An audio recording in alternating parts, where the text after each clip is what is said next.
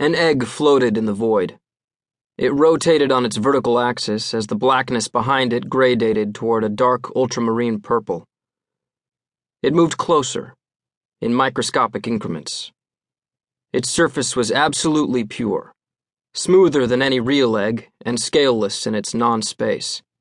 Rose-colored light fell on it from a source apparently somewhere between the egg and the implied observer, and the light pooled 1/3 of the way down the surface in a spot that suggested its texture was, perhaps, slightly more glossy than that of a real egg. Then an irregularity seemed to appear in the lower center of the oval.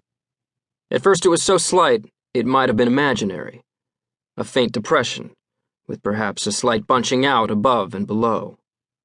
The depression and swellings grew, becoming more distinct with agonizing slowness. It was an order of motion that animals or machines never approach, the slowness of plants, or of crystals forming in solutions. Above the irregularity, 2 more slight indentations, identical round concavities in the pristine surface, manifested themselves with the same intense deliberation. They were symmetrically aligned along the vertical axis. As they worked their way into the surface of the egg, the light highlighted over and under them, and shadows began to form, first soft like airbrush marks, then soft only on top, and hard-edged on their lower sides. Suddenly the egg passed over the threshold of abstraction, the invisible barrier that separates a geometric form from the most basic figurative paradigm. It was a face.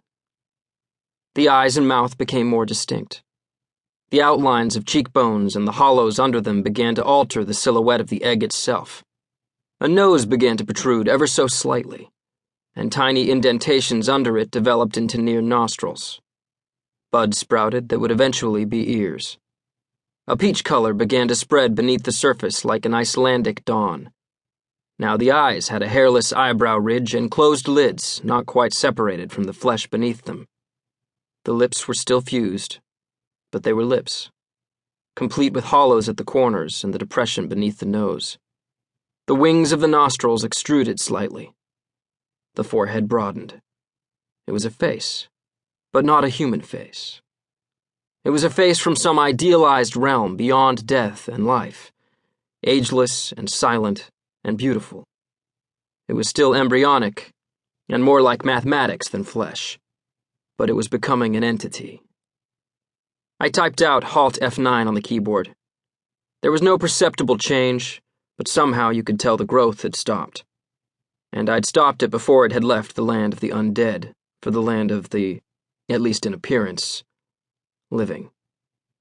I punched in a few coordinates and moved the mouse cursor over the face, up to the command line at the top of the screen.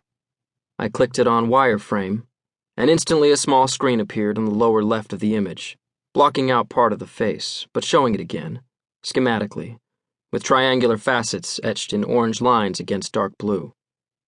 I moved the cursor down to the region of the eyes and began to program. After 18 minutes, I clicked off the wireframe screen and typed Resume Image Generate on the command line. The egg disintegrated itself, then reappeared a few seconds later, slightly closer. Very, very slowly, the eyelids began to rise. A mirror-like surface appeared under them, a strange, cold, wet-looking lavender substance.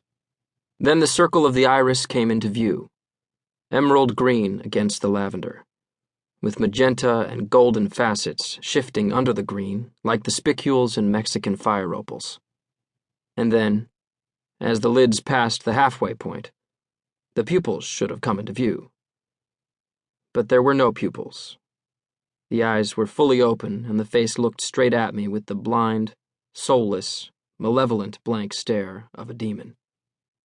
I looked back for what seemed like a long time. I heard a scratching sound at my left wrist and recoiled from the desk, hitting my head against the wall. A coil of paper was extruding itself from my fax machine. I peeled it off and read it. Have you